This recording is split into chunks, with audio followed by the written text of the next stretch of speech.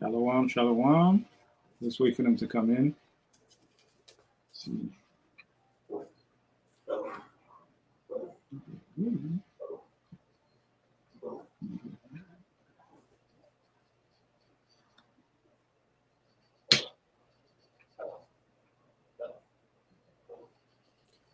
Give it a few moments.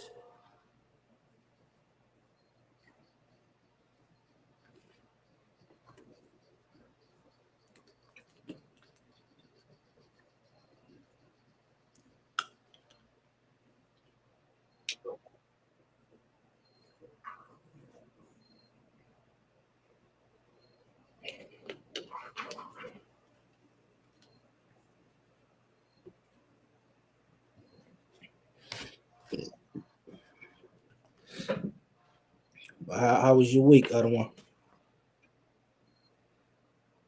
Can't complain. Could be worse. You know, I'm healthy. My body's intact. I'm waking up. I'm not in another nation. Waking up, you find out you were Edomite. Damn. Oh, man. Yo, that in itself is too wild. That's Romans 3:2, man. What advantage has the Jew? Much in every way. That's right.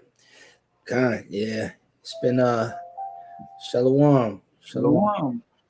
Carlos. That's my brother, man. He's in Minnesota now, but we grew up together. Good brother.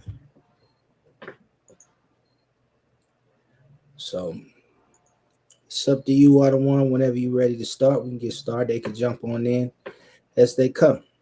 Okay. Like the Most High say, build it and they will come, right? That's right. So introduce yourself.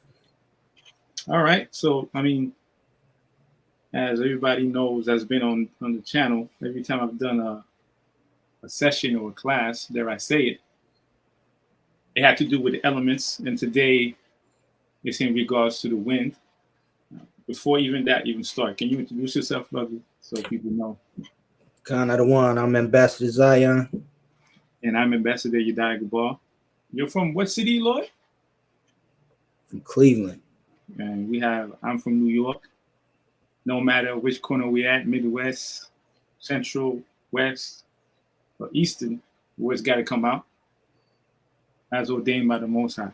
You know? So, and as I was saying, the topic today is wind and doctrine, right? And from what I've seen from the latter years, especially since I've been upon this earth, and I'm sure you too, Brother Zion, is the fact that as we move forward, a lot of thoughts and concepts start to come out. Some of them go along with the scriptures, some of them go against the scriptures, and some even create their own ideas from scripture and without. And people are being pulled left and right. But as we're going to see from what I've put together, we're not supposed to be pulled left and right. We're supposed to have deep roots in the scriptures and not be moved by whatever doctrine. We're supposed to separate truth from lies and one doctrine from another, right? Can you get me Proverbs 30:4?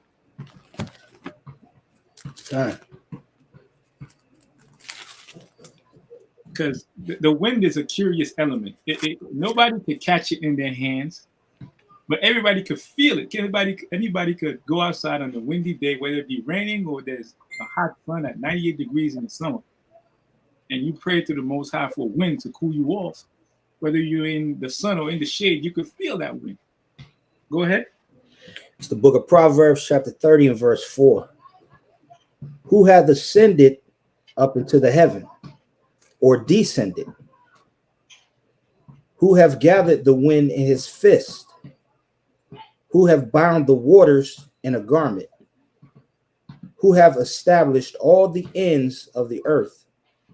What is his name? And what is his son's name? Now, Thou canst tell.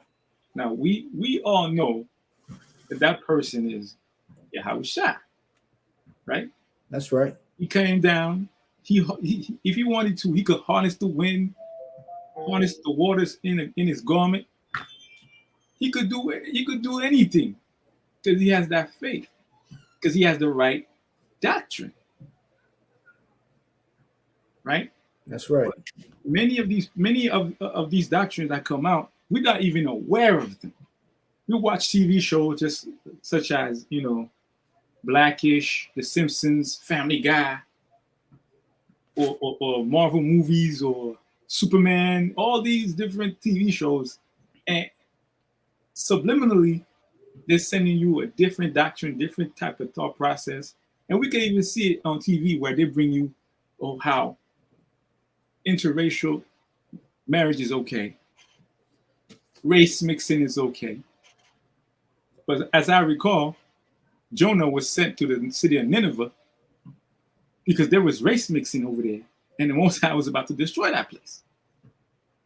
And double that, there are people, these same other nations, they don't want to even deal with you. 150, 100 years ago, we weren't even allowed to drink in the same water fountain. But suddenly on TV, on Netflix, on every forum, they show you, it's okay to marry a white man as a woman, or a black man marry a black woman, a white woman, Salak, or another nation, or Chinese or Japanese, when these people had you in slavery. Right? It doesn't make sense. Can you give me Ecclesiastes 7:13, Lord?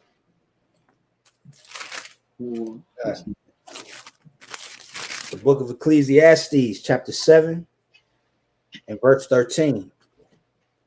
Consider the work of God, for who can make that straight which he hath made crooked? Which hath made crooked. Now we, as a people, we know that when a seed is planted and it grows, right? In the beginning, the wind could toss it to and fro, could even uproot that seed or that small bud or that branch. But as the elders or the men, women of the Lord, we're supposed to protect those seeds that have been planted and grow, right? And make sure that they grow according to the correct doctrine.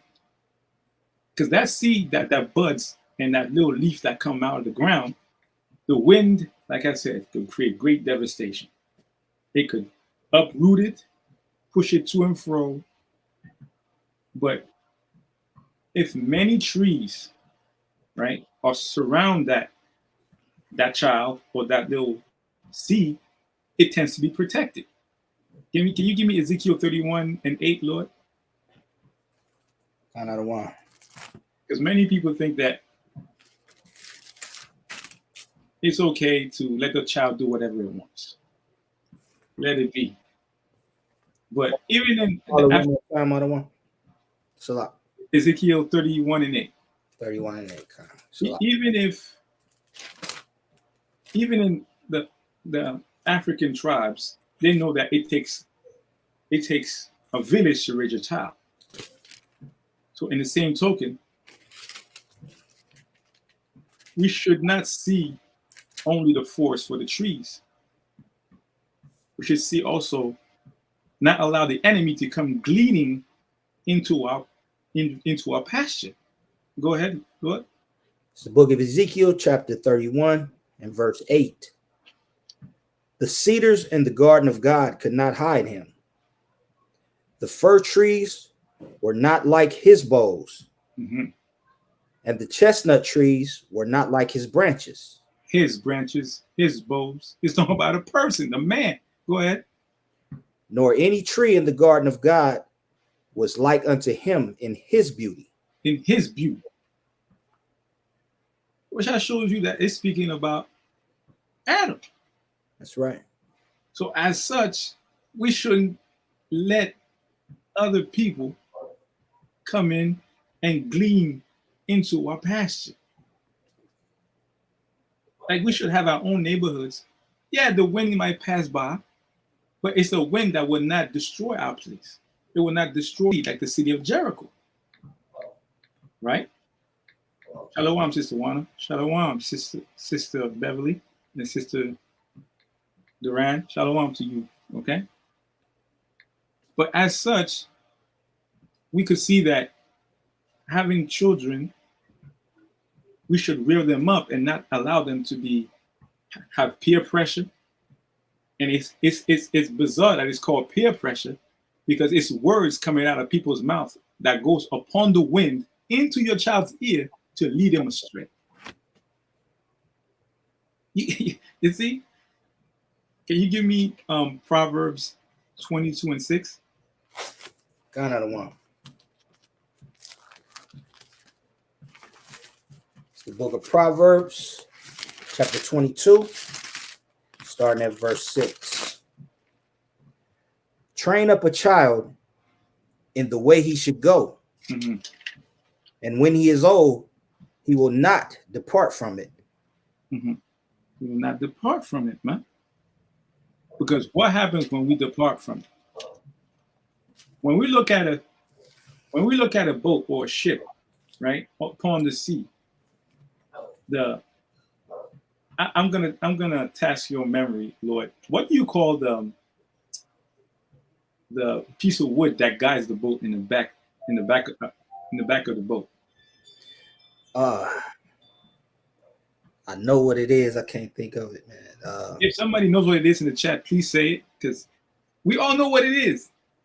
What is it? I'm gonna look it up. Let me see. We all know what it is, right? The wind guides the boat, right? In 1492, they had no engines. It was all wind. Pirates of the Caribbean, all of that. It was wind. It was people paddling with oars, right? No, not the tugboat, Lord. It's the piece of wood. Like you would just move it left or right to make it go left or right based on where you push it. So if I push it right, it goes left. If I pull it left, it goes right. Is it the rudder? Yes, the rudder. There you go. Like the rudder, people think that it's easy to navigate, right? But you just pull it just slightly to the left, it changes the whole trajectory of the boat. And you just add the wind, a small or great wind, it don't matter how fast or how slow you go. If that rudder is not straight, that boat is going to go straight. Which is why, like a lot of captains, they had a whole apparatus to measure the stars, to measure the distance where they had to go, where they were in the sea, and that rudder and their compass was their way to go ashore, to make berth. Give me Isaiah 28:1. It's the book of Isaiah. Go ahead, Lord. You have something you want to say? Because you can have many cooks in the kitchen. You have like all the cooks you want in the kitchen. You could give them all the same recipe, and I guarantee every dish will taste different. And that's not by accident. People have a different understanding of what they're reading and how to add the ingredients, right? And even the same concept with the telephone. Everybody did the telephone in class. You have one message at one end of the classroom. By the time you reach the other end, you could start with an apple. You ended up with a peach by the end of the class. That's right. So as people of the Lord, our job is to make sure that message that began in the beginning is the same or a better version of the same fruit that was born in the beginning that it is at the end. Not a whole different fruit, or you start with a fruit and you end up with a vegetable. You see what I'm saying? Go ahead, Lord. This is the book of Isaiah, chapter 28, starting at verse 1. Woe to the crown of pride, to the drunkards of Ephraim, whose glorious beauty is fading, Salak, whose glorious beauty is a fading flower, which are on the head of the fat valleys of them that overcome with wine. That's 28 and 1, Isaiah. Gone out of one. Go ahead. Go ahead. Keep going. Behold, the Lord have a mighty and strong one, which is a tempest of hail and a destroying storm. Destroying storm. Go ahead. As a flood of mighty waters overflowing, shall cast down to the earth with the hand. The crowd of pride, the drunkards of Ephraim, shall be trodden under feet. Keep going. And the glorious beauty, which is the head of the fat valley, shall be a fading flower. Go ahead. And as the hasty fruit before the summer, which when he that looketh upon it see it, while it is yet in his hand, he eateth it up. Keep going. In that day shall the Lord of hosts be for a crown of glory, and for a diadem of beauty, unto the residue of his people. His people. Go ahead. And for a spirit of judgment to him that sitteth in judgment, and for strength to them that turn the battle to the gate. Jump to verse 9. Verse 9. Whom shall he teach knowledge? And whom shall he make to understand doctrine? Yes. Them that are weaned from the milk and drawn from the breast. For precept must be upon precept. Not your own doctrine, not your own thoughts, what other people tell you. Go ahead. Precept upon precept. Yes. Line upon line. Line upon line. Here a little and there a little. By that we fortify our position in the scriptures so that the winds of so-called change, of so-called the white man cannot come in and destroy your palace, and destroy your place of fortitude. Not a place of solitude. Superman can have that. We want a place of fortitude where we could hold fast to that which is good. How can you hold fast if you don't have a wall to stand upon? And how can watchmen look upon the land and survey their people if they don't have a wall to stand upon? So from words become actions, actions become bricks, and bricks become walls, and walls become fortifications. Just like in the book of Maccabees, when the so-called white man came, what did he do? The first thing he did was go in and set up a fortification, and he became a snare unto us in a place of strength where we're supposed to be on the top. But we allowed these other nations to come in and tell us it's okay to do this, it's okay to do that. And you go straight. And just like that rudder, you were supposed to go straight, you start to go left. And you find yourself in a whole other place than when you started from the beginning, right? And this is why we ended up where we end up. Give me Baruch 4:1. Kind of the one. The book of Baruch, chapter 4, and verse 1. This is the book of the commandments of God, and the law that endureth forever. All they that shall keep it shall come to life, but such as leave it shall die. Shall die. Go ahead. Turn thee, O Jacob, and take hold of it. Walk in the presence of the light thereof, that thou mayest be illuminated. Give not thine honor to another, nor the things that are profitable unto thee to a strange nation. To a strange nation. Now, the wind is not a bad thing. I'm not saying that the wind is always doctrine, is always a bad thing. Because I'll tell y'all a story from my people, is that one time I was in Haiti, because at that time I was in the world, and the Most High put the spirit of my parents to send me over there because I was living in Canada at the time. And boy, Lord, Zion, my people, I was going on. I was coming in. I was 15 years old, coming in at whatever time, not obeying my parents, to the point where my parents were divorced. And you know how Israelite parents are. When they divorce, they don't want to talk to each other. But for the first time, my mother called my father. She said, I can't handle him no more. I need you to send him over there so he could taste a bit of bitterness, a bit of hardship. She sent me over there thinking I was thinking I'm about to get a vacation on. I'm about to have fun. I'm gonna stay there for a month and come back. Yo, they got me good, Lord. I'm over there chilling. And I'm like, yo, school's about to start. It's September.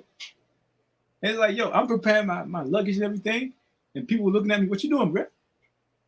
Like, yeah, I'm packing up, leaving. Nah, your parents sent you here because you was too much trouble. You in our hands now. You on us now. You ain't leaving, bro. And lo and behold, I'm in Haiti. I had to go to seminary school, 7-day Sabbath school, Adventist school, which is the closest to Israelite school, basically, because they'll keep the Sabbath. And I was like, man, they got me good, man. I could have been angry and made a fuss, but I made the best of a situation and learned scripture. And I learned obedience by keeping my feet firm, not be double-minded, not being angry at the situation. So I made fun of the situation. And one day while I'm going on the Sabbath, we were going to play soccer after Shabbat school and studying class and all that. And I look, I see a mango tree. I'm like, yo, Lord, it'd be nice if the Most High could send a wind. You know what I'm saying? And that mangoes start dropping. You know what I'm saying? And I'm like, you know what? If the Most High do what they do. So we go play soccer. We come back. The Lord is my witness. A wind flew. I'm sweating. I'm dripping. I look at the mango tree. A wind flew by. And like 12 mangoes fell. Blah, blah, blah. Yo, we grabbed the mango. Like, yo, Most High God, I thank thee. We ran, Lord. We like, yo, I ran, Lord. So I ate so many mangoes. I think that my stomach got cleaned up. Stomach got cleaned up. So all that to say that the wind is not always a bad thing. It's just the voice that carries those precepts and what those precepts bring might be bad. Can you give me Ecclesiastes 10 and 20? Come on, I don't want. It's the book of Ecclesiastes, chapter 10 and verse 20. Curse not the king. Mm-hmm. No, not in thy thought, and curse not the rich in thy bedchamber. Mm-hmm. For a bird of the air shall carry the voice, and that which have wings shall tell the matter. Shall tell the matter. Now, where do birds land most of the time? On another branch. Another branch, right? Now, keep in mind, does anybody know what the cuckoo bird is?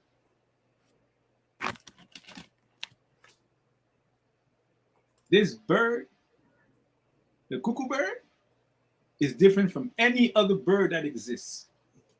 On your own time, I would request, Babu Kasha, that people look up the cuckoo bird. The cuckoo bird, what it does is, it flies from nest to nest, right? And it lays an egg in another nest, another species nest with its own birds. Like that means that if I'm a turtle dove, God forbid, the cuckoo bird will come in my nest and lay its own egg. And that egg will hatch and it will push out all those other birds, those eggs out of the nest. Now, the turtle dove will come back to the nest, right? And it will believe that that cuckoo bird is his bird. The only one that's left because another predator came. But lo and behold, it's not another predator that came from the outside. It's the cuckoo bird that laid that egg in that nest that pushed those other eggs out, that killed these other eggs, right? These other babies. And it's being fed by the turtle dove itself. What am I trying to say? What I'm trying to say is this. There are people, they come to you with doctrine and thought processes that they implant or incept in your mind. And you just accept those doctrines that come from the wind of their from their voice upon the wind in your ear, and you don't question it. I accept that. I take that one. And you eat from every tree, right? Just like Eve in the beginning. She went, the so-called serpent came and said, yo, you can eat from that tree, man. The Most High don't want you getting that power. Lo and behold, she accepted that doctrine. And she brought it back to Adam. Now, Adam, he has a part to play because that brother should have said, nah, you drop that doctrine and drop that what you thinking and let it go. We got it good up in here. But now, we allow doctrine to come in. Just like that cuckoo bird lays egg and hatch and feed upon all those good precepts you got in your mind and destroy it. And you find yourself, wait a minute. I remember a scripture, so this and that and the third, right? But you forgot because you allowed somebody else to bring the cuckoo bird, plant something in your mind. Can you give me Proverbs 16:21, I believe?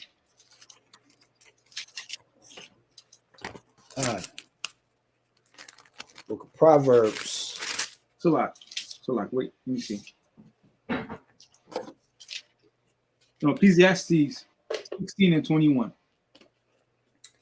Count out of one.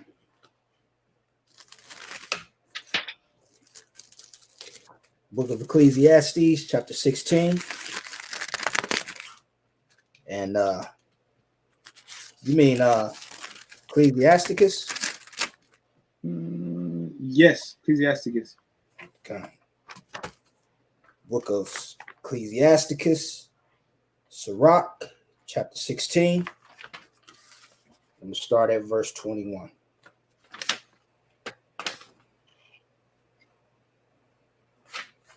It is a tempest which no man can see, for the most part of his works are hid.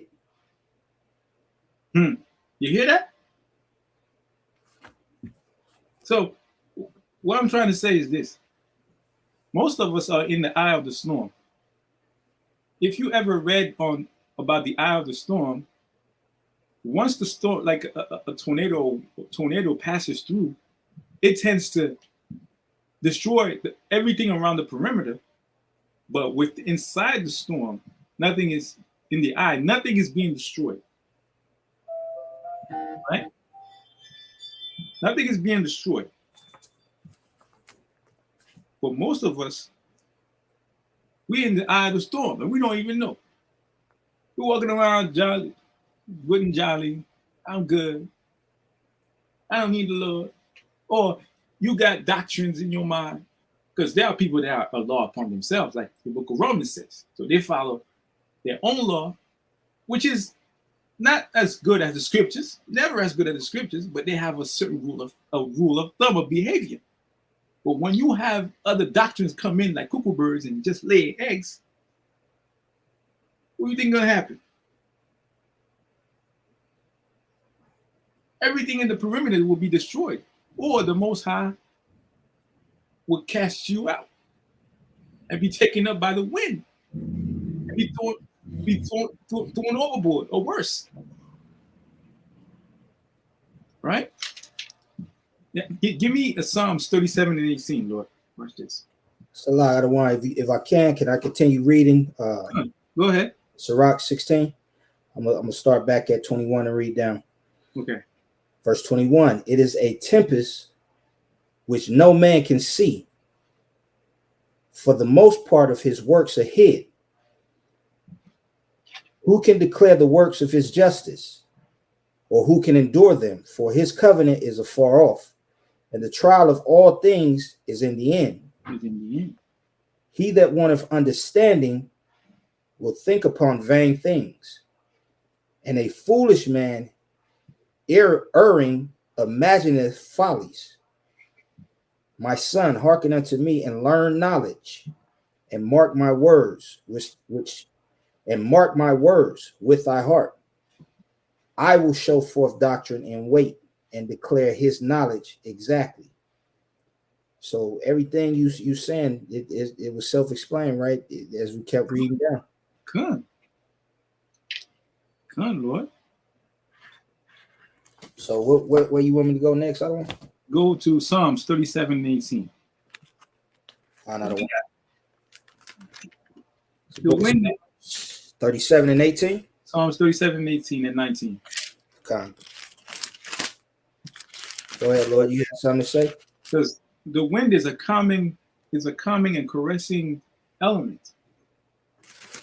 But lo and behold, because we don't see it, we think that it's not that damaging unless you're in a mountain and there's an avalanche, or you're during a tropical storm, or you're at sea and you're being tossed around on a cruise ship, thinking that the boat is way too heavy and the wind can't affect you. But when the captain tells you to go back to cabins and eat oranges, you know daggone well that something's going down. Go ahead, Lord. It's the book of Psalms, chapter 37, verse 18. The Lord knoweth the days of the upright, and their inheritance shall be forever. Mm-hmm.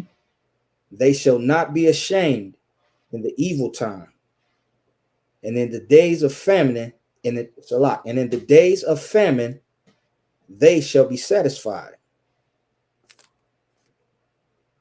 But the wicked shall perish, and the enemies of the Lord shall be as the fat of lambs. They shall consume into smoke.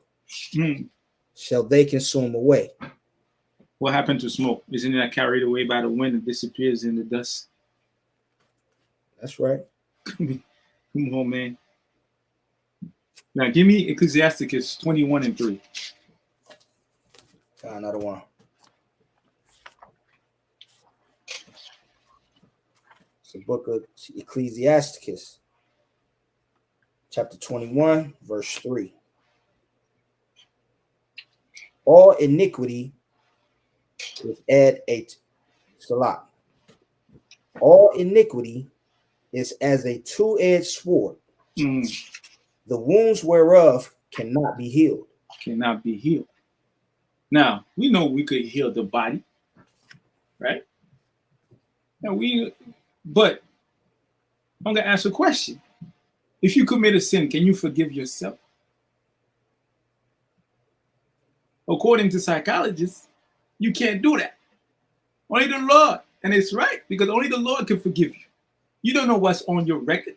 You'd be like, yo, because the Most High say, basically, if you ask for forgiveness and you're contrite according to Psalms 51, right? He might blot out that sin. But you can't go up there and say, Most High, can I see the books? Come on, man. Who could go up there and say, Most High, I want to see the books. I want to see if I'm cleared, if I'm good. No. You got to, the scriptures tell you, every time you sin, you got to seek him 10 times more. He'll forgive you. But if you're contrite, but there are people out here, they're not contrite.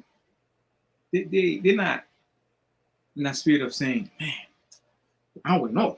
You know what I'm saying? Just saying that, it shows being contrite. Man, I went off. No, I did this to that brother, I went off. I did this to that sister, I went off.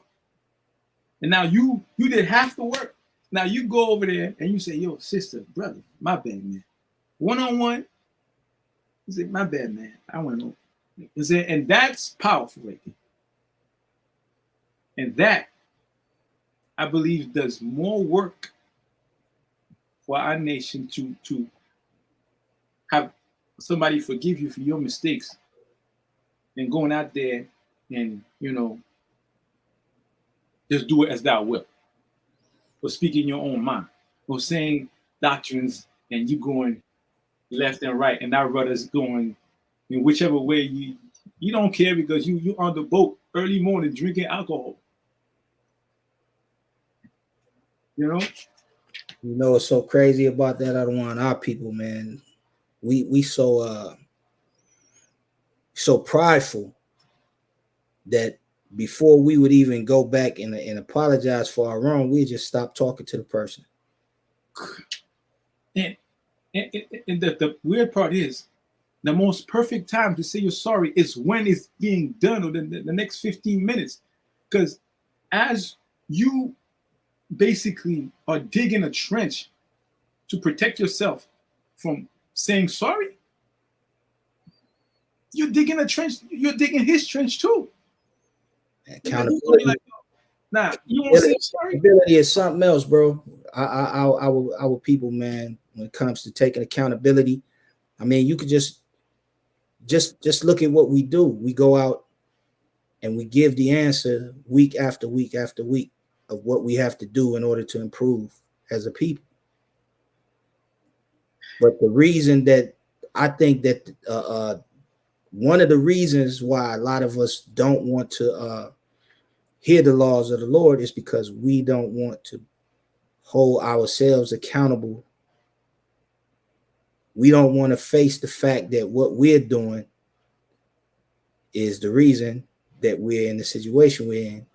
And if we never take accountability, we can never make the correction. And that's when the enemy can come in our garden and take our fruits and claim it as theirs.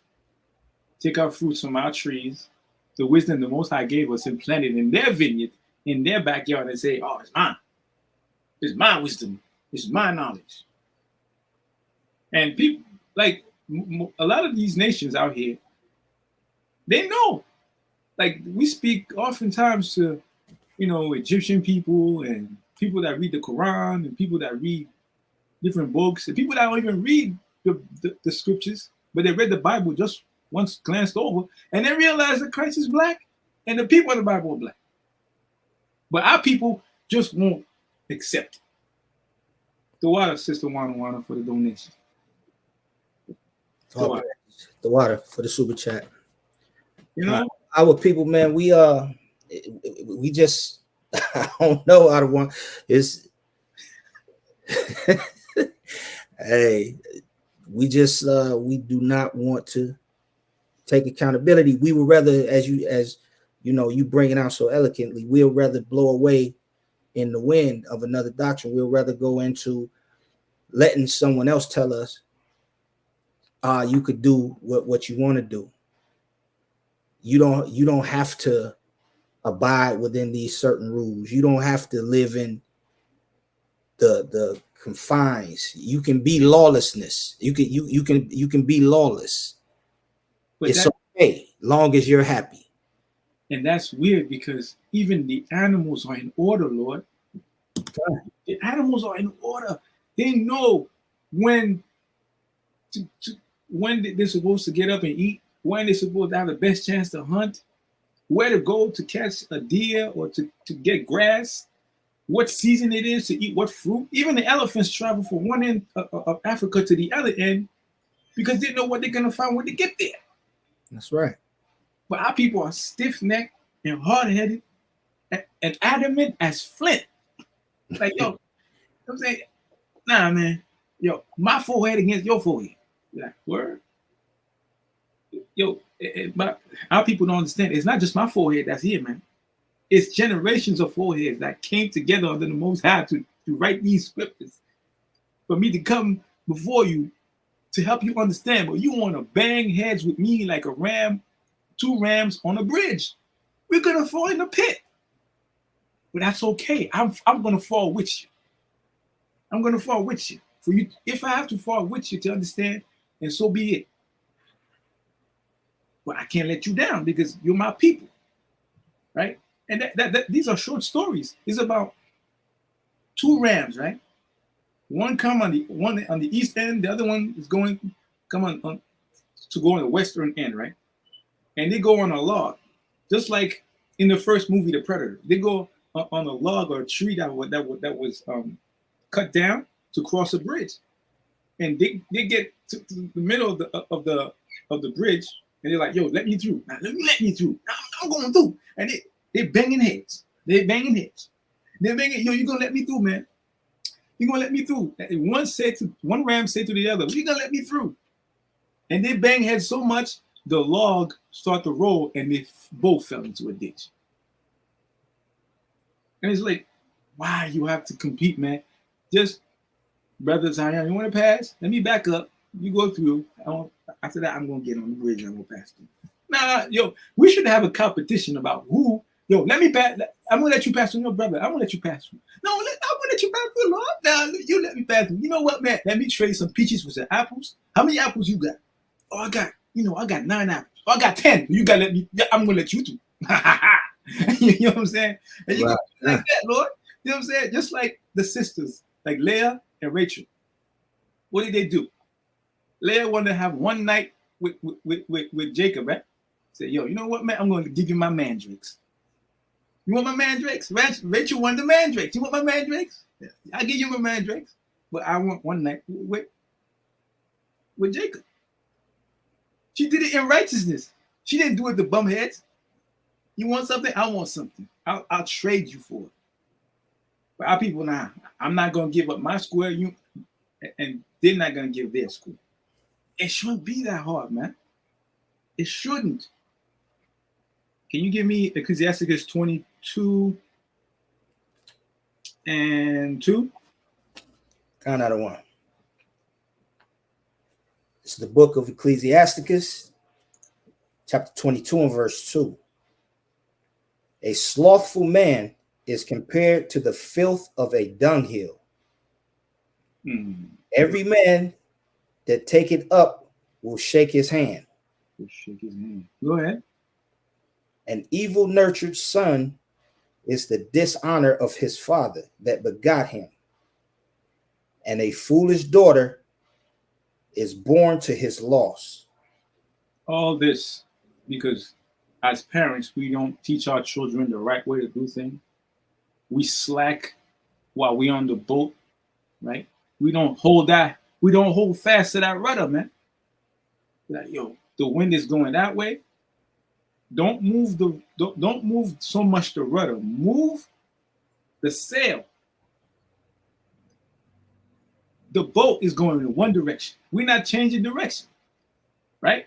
We're going straight. But the sail, we can move the mast. We can move the sail, man, to match the wind, to push us, propel us in the right direction. But we got to have a discerning eye with the scriptures to say, yo, the wind is coming from the northeast. Let's move the sail this way to go straight. Let's not move the rudder. No, move the sail, Lord. Because the rudder, we're going into righteousness straight, man. We're going straight for the mark. We're not moving the rudder. We're moving the sail, Lord. That's what we're about. We're supposed to plant a tree behind the waters of wisdom. Behind, like last week, I spoke about the wellspring of wisdom, which is why the Most High told us we should sit down at the feet of the elders. They have the wisdom that we need.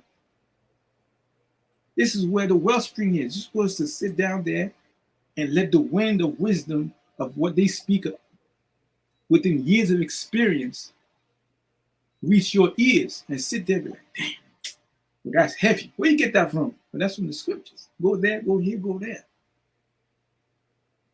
And you get an understanding. You're like, damn, those men will be on our time.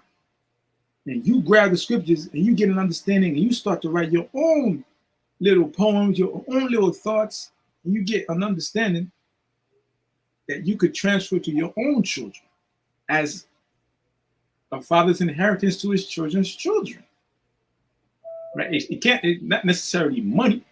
Sometimes it's just, son, the principal thing is wisdom. What do you think, Lord? Kind of, I agree 100%. But our people, everyone wants to be the captain of the boat. There's only one captain, that's Yahushua. And Yahushua will decide for himself who's first mate. You know what I'm saying? That's right. We just swashbucklers on this boat, man. We just, yo, even David said he'd be a dog walker in the kingdom. But brothers will tell you, they will mop up the deck to be on that boat. God.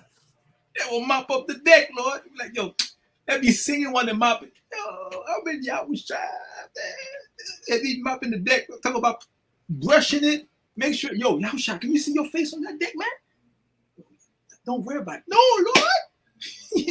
But we gotta be clean, Lord. Gotta be clean. You got a brother on top of the mast talking about, yo, where we at, Lord? Yo, we over there. We going over there, blah, blah, blah. Like, we communicating and having fun, keeping the commandments, and lo and behold, the storm come. We just, next to Yahushua, be like, yo, Yahushua, man, let's push away this storm, man. Bam. Next thing you know, bam. In the name of the Lord, bam. It's gone. That's the spirit we're supposed to have, man. Spirit that is contagious with butterflies, right, Sister One? With butterflies, man. Like, you got butterflies, Lord, just going in. You be like, yo, you have no fear. If the Lord decides we going left, we going left. We going right, we going right. But we trying to go straight. It's not our decision. That's right. It's not our decision. Right? But our people, like you said, hard-headed, don't want to listen. Now, let's see what happens when we don't want to listen. Give me Habakkuk 1 and 4. God, I don't want.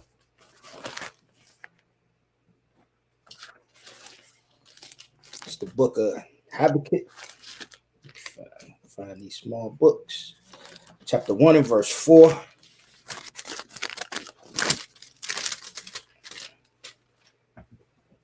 Therefore, the law is slacked, and judgment doth never go forth. For the wicked doth compass about the righteous. Therefore, wrong judgment proceedeth. Therefore, wrong judgment proceedeth. Now, you go out there amongst these so-called nations with their doctrine, thinking that they're going to protect you and they're going to keep you safe. But just like the Lord said, man, wrong judgment proceeded. How many people? We got people in jail for drugs, for marijuana, in jail for life, man. And we have people out here complaining about Brittany Griner in Russia, a place where she went to play numerous times, and she knew the law. She got 9 years.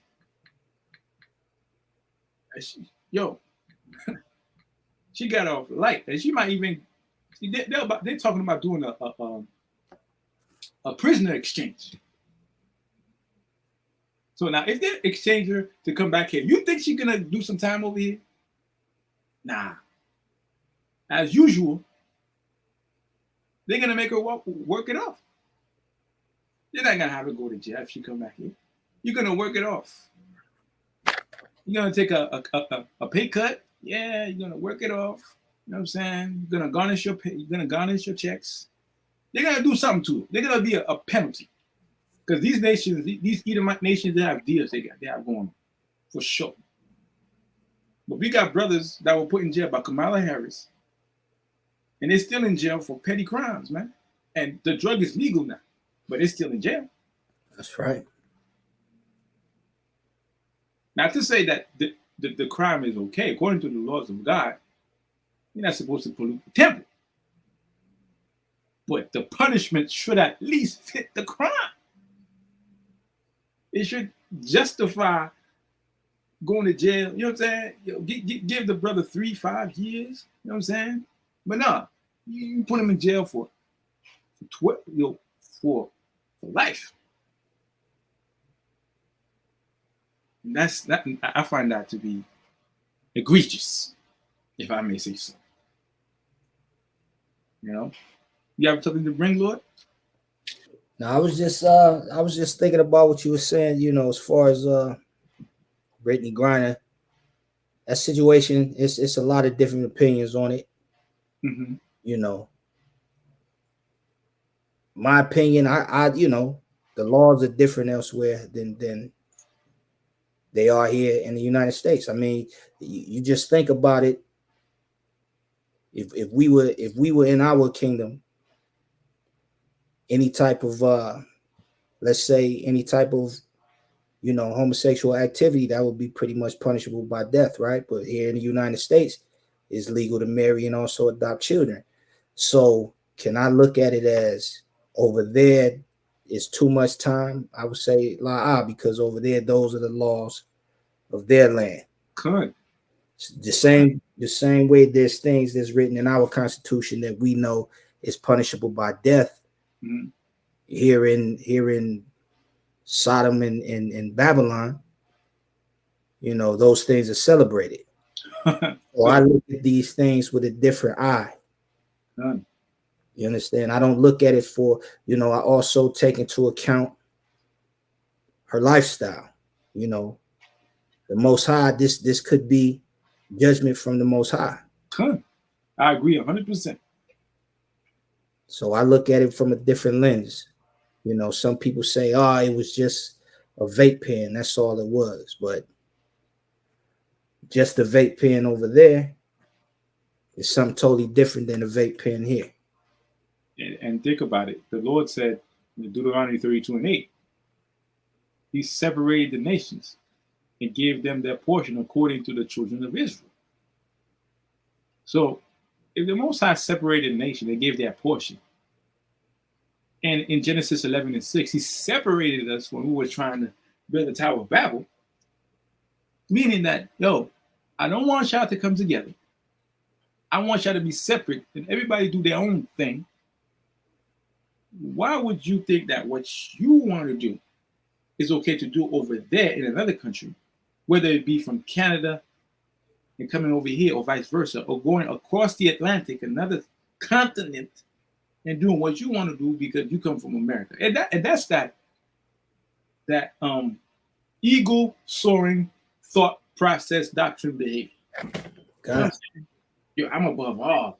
That's that that American arrogance. Yes. I'm gonna fly everywhere, American Airlines. I'm gonna do what I want to do when I get there. It's like, brother, what? As I recall, once you get into a man's house, it's his rules. That's right. I'm not gonna put dirty boots in the I'm not gonna put dirty boots with manure on my feet and go to another man's house and stop around. It doesn't make sense. And if you do, then you have to face the punishment in which he dishes out. Yeah, you gotta face it. Now, if there's exigent circumstances, that brother's gonna understand. You know what I'm saying? It's like coming in, blah, blah, blah. Somebody's coming in the back door, trying to shoot you. I bet. Come in with the manure, come in with the dirt, whatever you need to do. Man, I didn't know you protected me, blah, blah, blah. I even, brothers would say, I even clean up the dust, the mud, everything. You saved my life. You know what I'm saying? But you coming in unannounced, you know Israel, man. Come to people's house unannounced. You know what I'm saying? You have to call, Zion, I'm coming through, man. Coming to Cleveland, man. I might pass through. I bet. I'm not going to show up at your house unannounced. Come and check your dogs. Be like, my bad, Lord. I just thought I'd just come over whenever unannounced, stop around and, talk to your daughters and touch your dogs and look at Kodo and all your dogs and just have fun. You go look at me like, what, brother? What? I love you, man, but don't come unannounced, Lord. That's right. It just makes sense. Can you give me Ecclesiasticus 24:1?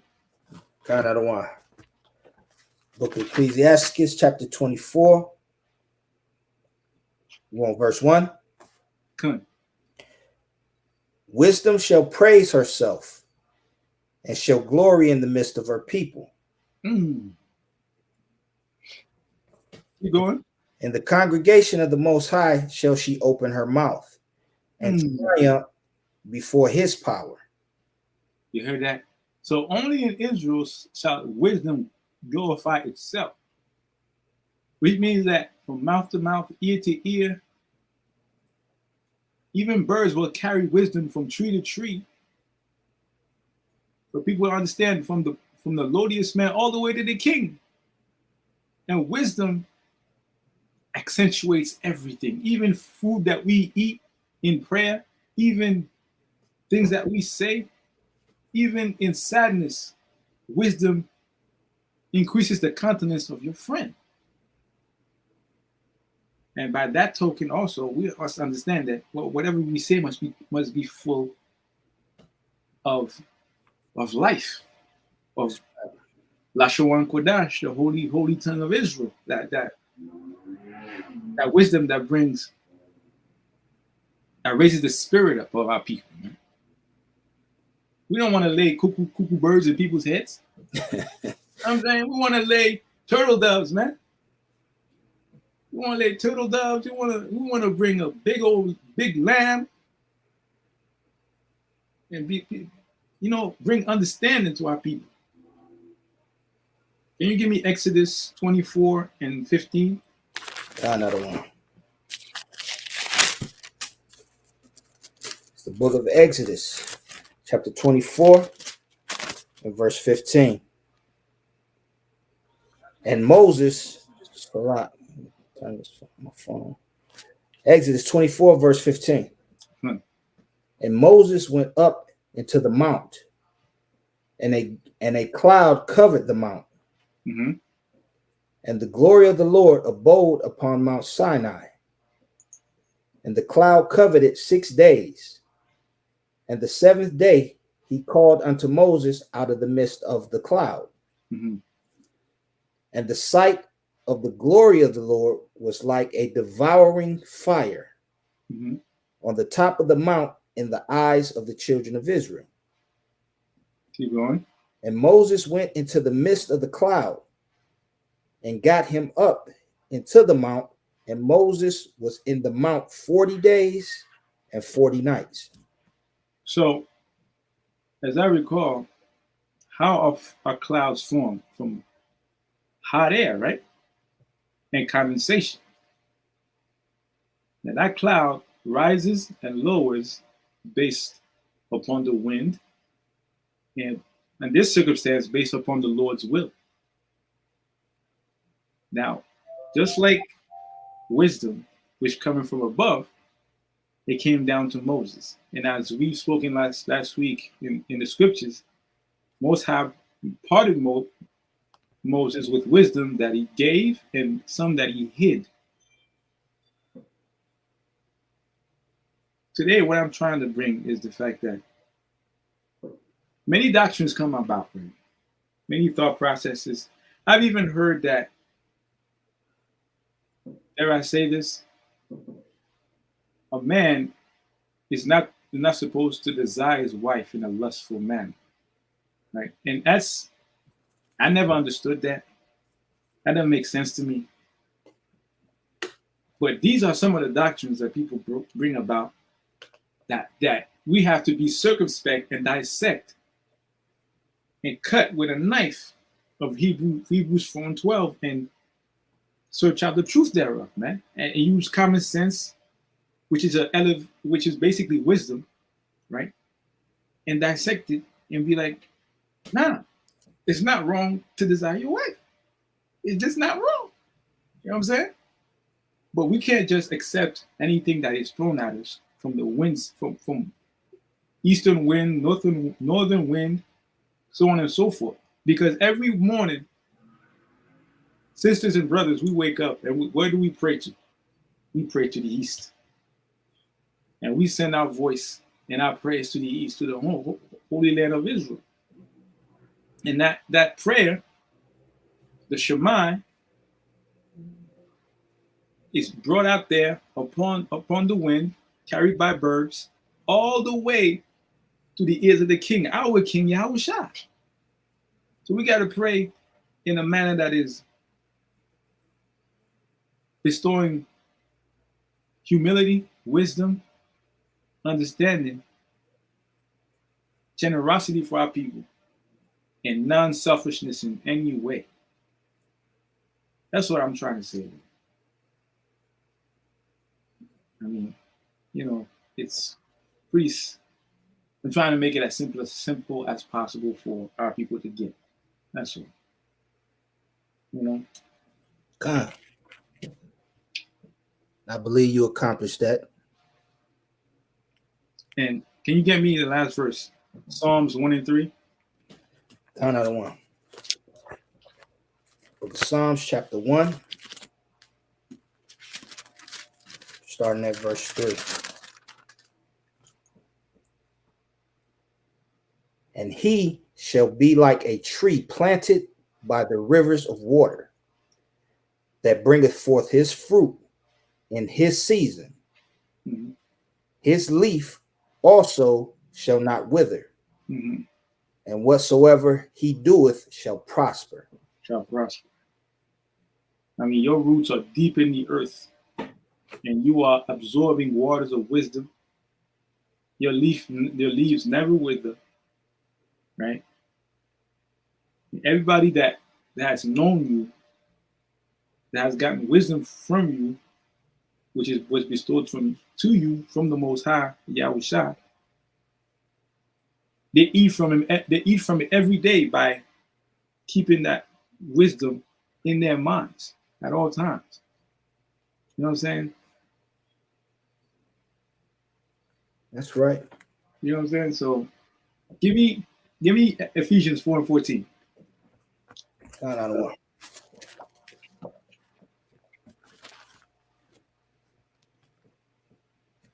It's the book of Ephesians, chapter 4, verse 14. That we henceforth be no more children, and tossed to and fro, Come.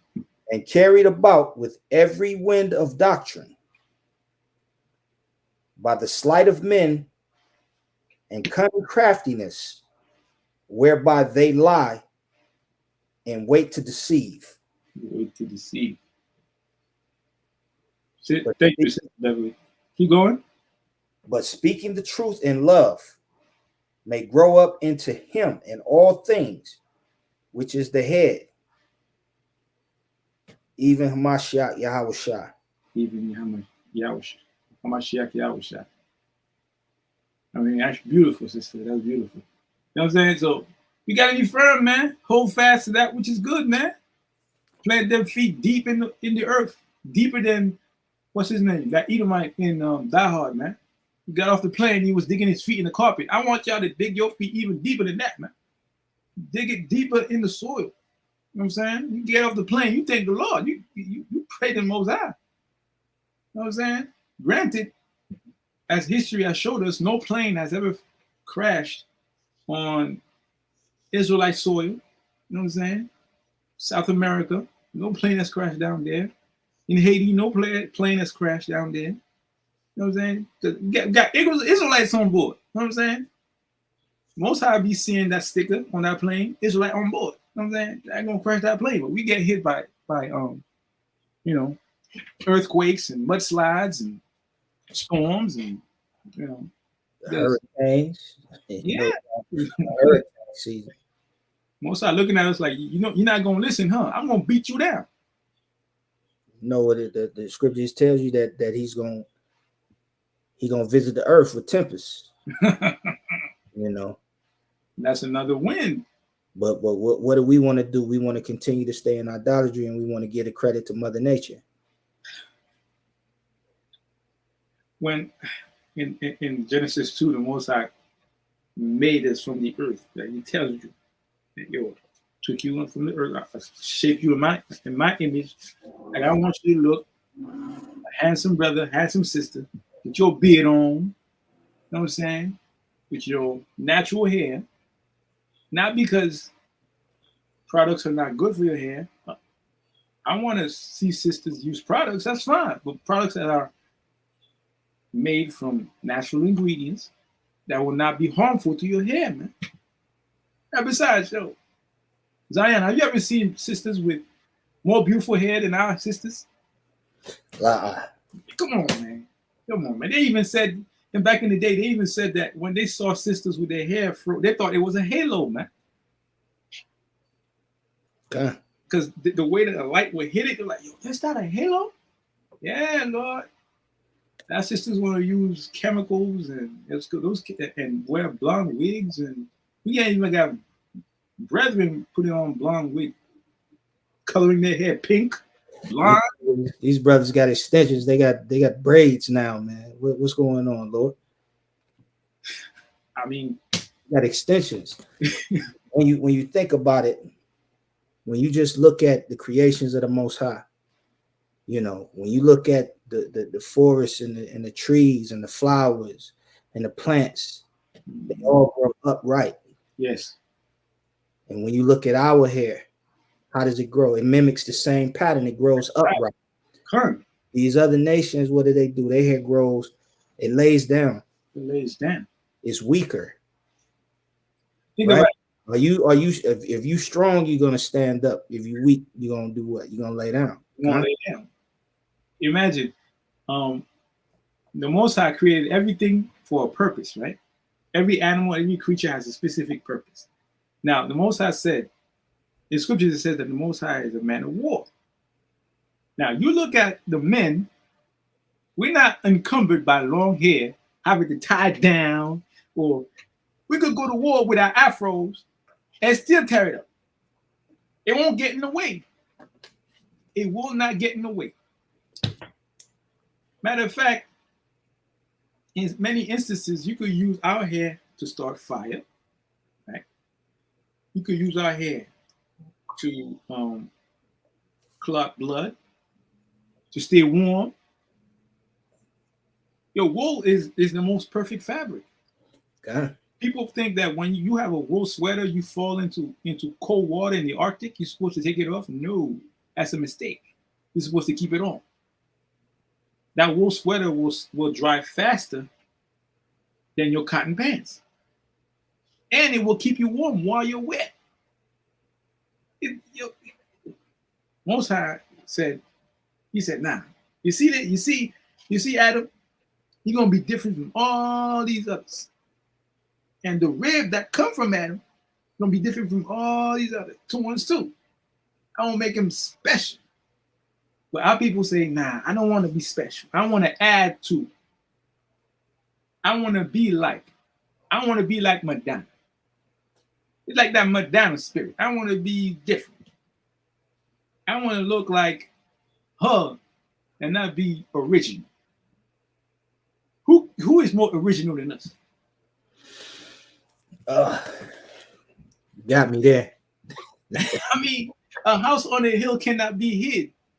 But in a sense, it's a double-edged sword, as the scripture said. Because we're on that hill at the top, we get the first ass whooping. Most High, oh, I see you. I see you, die. You off. Wham. I see you, so and so. You off. Wham. You can't hide, man. You like a blinking light that blinks when there's a problem. And there's a problem. Most High be like, yo, what? How come your die is blinking? What's going on over there? Most High just zooms in. Bang. They're like, nah. All right. I know how to deal with that. Give me Jeremiah 29:5. God. I don't want to deal with that. I had a plan for brother Yediah, and he went off. Now I gotta adjust everything because he trying to be. He painted his hair blonde. Now I gotta jack him up. It's the book of Jeremiah, chapter 29, verse 5. I'm start at verse 4. Go on. Thus saith the Lord of hosts, the God of Israel, unto all that are carried away captives, whom I have caused to be carried away from Jerusalem unto Babylon, build ye houses, and dwell in them, and plant gardens, and eat the fruit of them. Take ye wives, and beget sons and daughters, and take wives for your sons, and give your daughters to husbands, that they may bear sons and daughters, that ye may be increased there, and not diminished. And not diminished. And it goes down, it goes from creating a family all the way down to planting and eating and being self-sustaining. And that's what the Most High wants for you, to be self-sustaining and to have your own perpetual life cycle in your family, in your nation.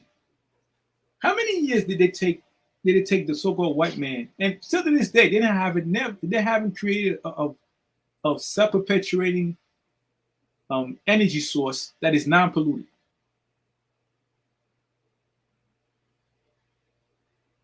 They haven't done it yet.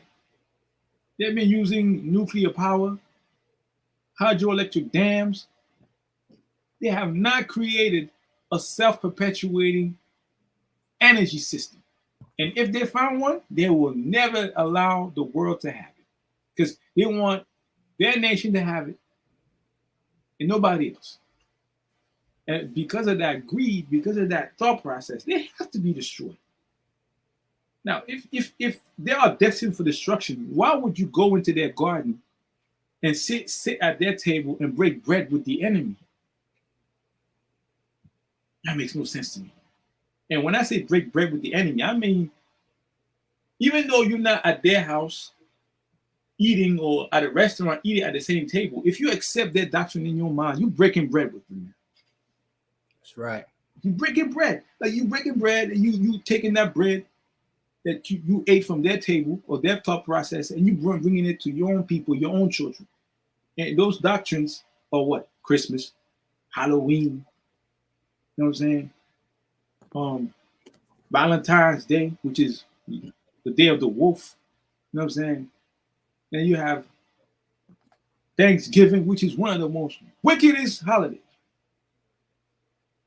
They came over here and destroyed, carried by the wind on boats. They came over here, Christopher Columbus, and they killed Native Americans. They tell you in the history books that they killed every bison that they killed. They knew they would kill the Native Americans, because the bison was all over the land, man. Bison gave the Native American food, clothing, shelter, weapons. That bison had everything that the Native American needed to make it through the winter. And they wouldn't kill just to kill. They would kill it, eat it, use every part of it. The so-called white man came and said, nah, we can't take those Native Americans. We got to kill every bison that we see as much as possible. You have to see the machinations of this so-called white man. The only animal on the planet that kills just to kill. It justifies his existence by killing, by spilling blood. Now, granted, the nation of Israel, we spilled blood, but we spilled blood for the Most High, to do sacrifices, to please the Most High. We have heave offerings, sin offerings, trespass offerings. You know what I'm saying? Got a precept. It's the book of Obadiah. Start at verse 3. The pride of thine heart have deceived thee, that thou that dwelleth in the clefts of the rock, whose habitation is high, and saith in his heart, who shall bring me down to the ground? Though thou exalt thyself as the eagle, and though thou set thy nest among the stars, thence will I bring thee down, saith the Lord. If thieves came to thee, if robbers by night, would they not have stolen till they had enough? If the grape gatherers came to thee, would they not leave some grapes? How are the things of Esau searched out? How are his hidden things sought up? So this is exactly what you was just speaking on, how he killed every buffalo. Every buffalo we could find. Just look around the earth today at how many animals are on the verge of extinction. And look at the oceans, right? In the ocean, the orca, you have to be in awe of the Most High's example of who his chosen people are. Because the orca or the killer whale, right, is black on top but white on the bottom, right? And the killer whale has never been known to kill any person out in the ocean. It has never happened. Except when they were kept in captivity in SeaWorld. That happened because oppression make it the wise man mad. You know what I'm saying? That orca said, I'm done. You killed that man. You know what I'm saying? But in the ocean, open ocean, it has never happened. But people think that the great white shark is the king of the ocean. No. The orca, that black fish, he's the king. He kills great white sharks. And if any of you have the time, look at a chart of the ocean and who's the main fish that is at the top is the killer whale. People think it's the whale, is the squid. Nah, it's the killer whale. He's the one. A whale sees a killer whale, a flock of killer whales coming, it deviates its path. Even sharks. Nah, we got to get out of the way. The killer whale, boy. Yo, they have a pack of 6, 7. They coming, make weight. Isn't that beautiful?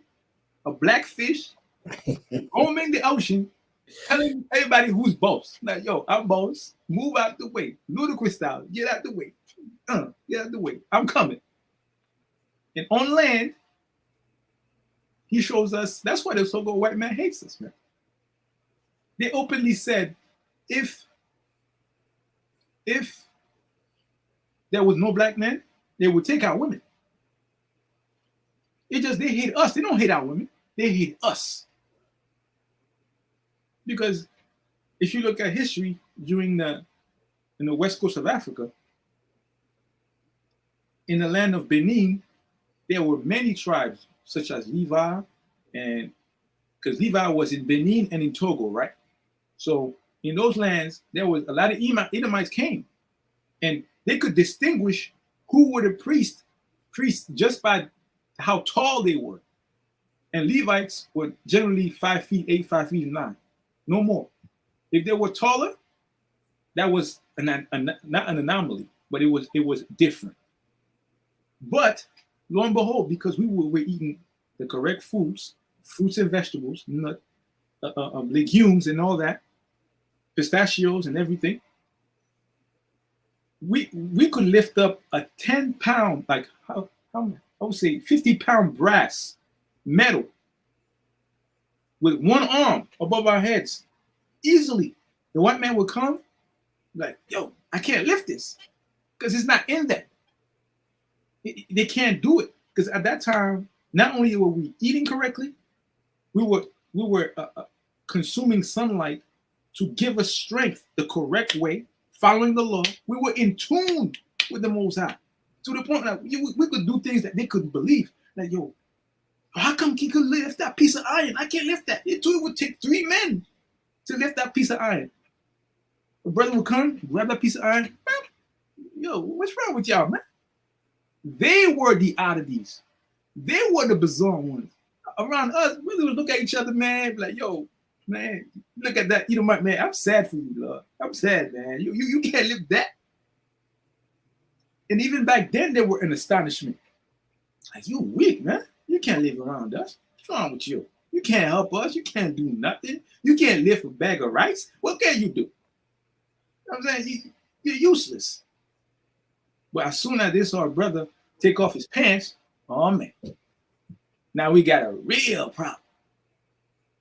Now we got to do away with them. They like our women, but we can't deal with them. If they're there, there'll always be competition. We got to put them to death. We got to find a way. We got to find a way to separate them from their God. We got to do something. And that's when doctrine came. And oh, we could do this. We could do that.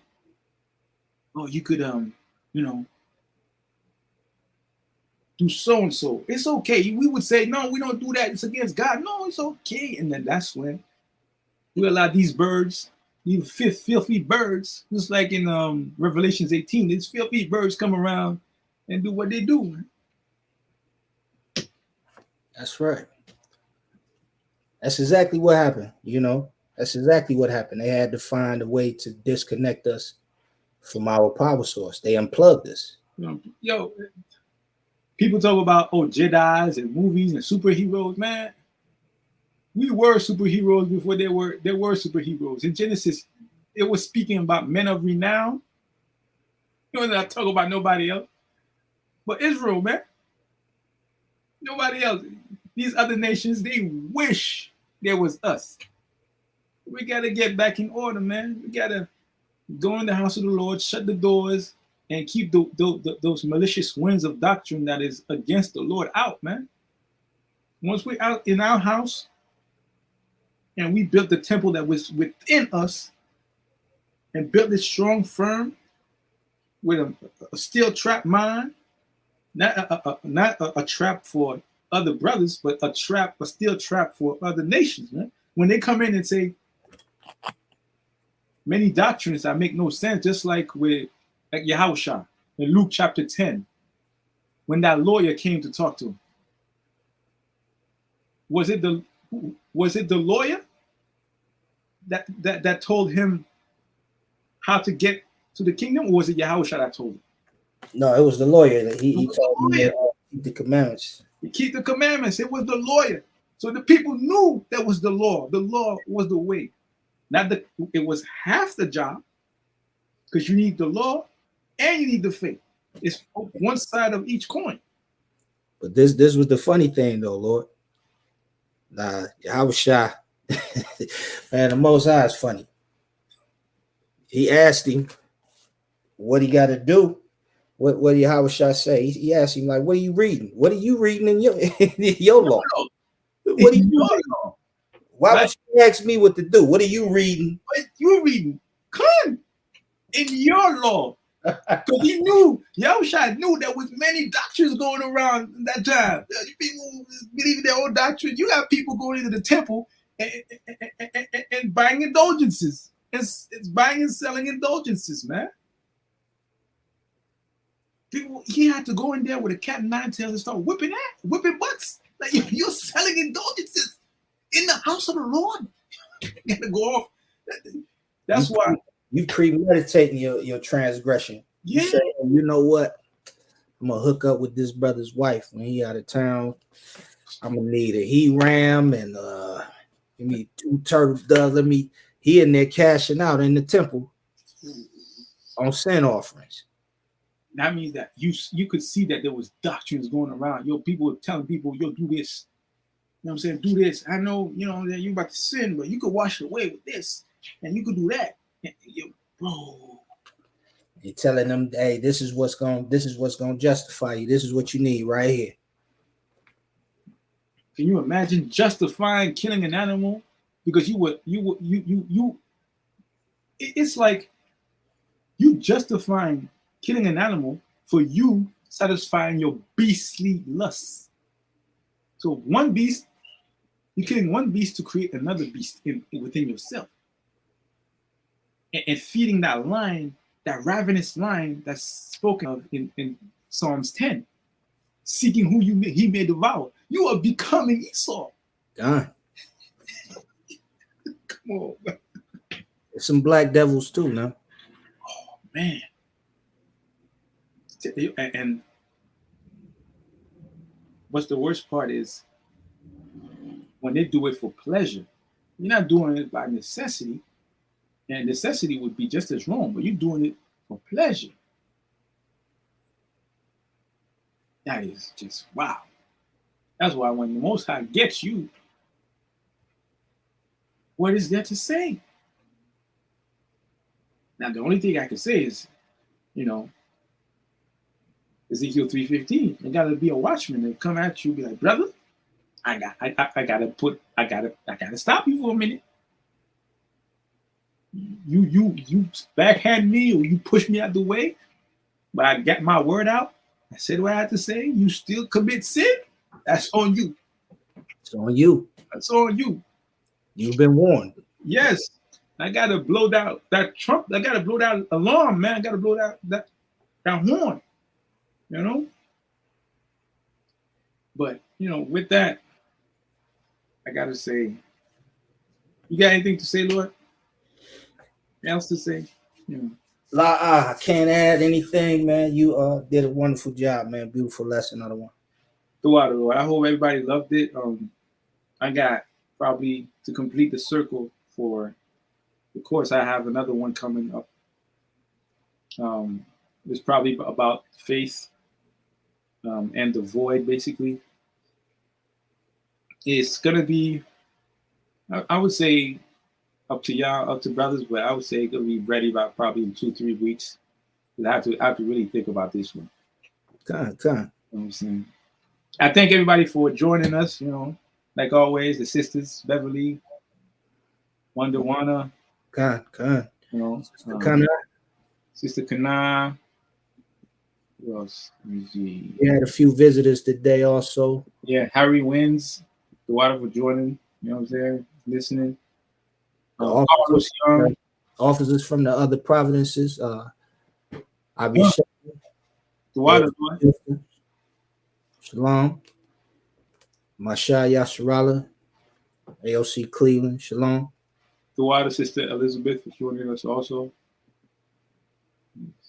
The water, Masha. Yeah, man. And Ahawa Shah, the water for joining, man.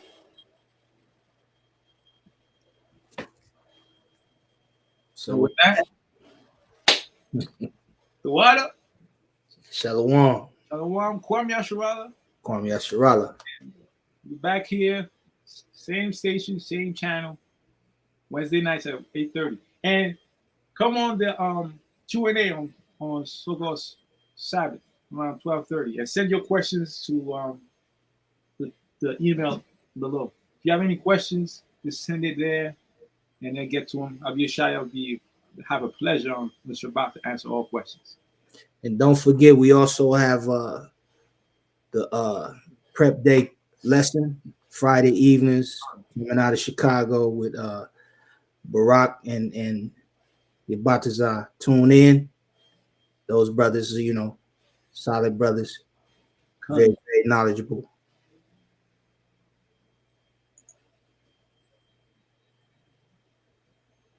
And with that, Shalom. Nice night. And also, bless y'all. Keep y'all safe from the tempest, from the east, from the all these doctrines. Stay firm in the Lord. Hold fast. Keep that rudder straight. All right? I don't want.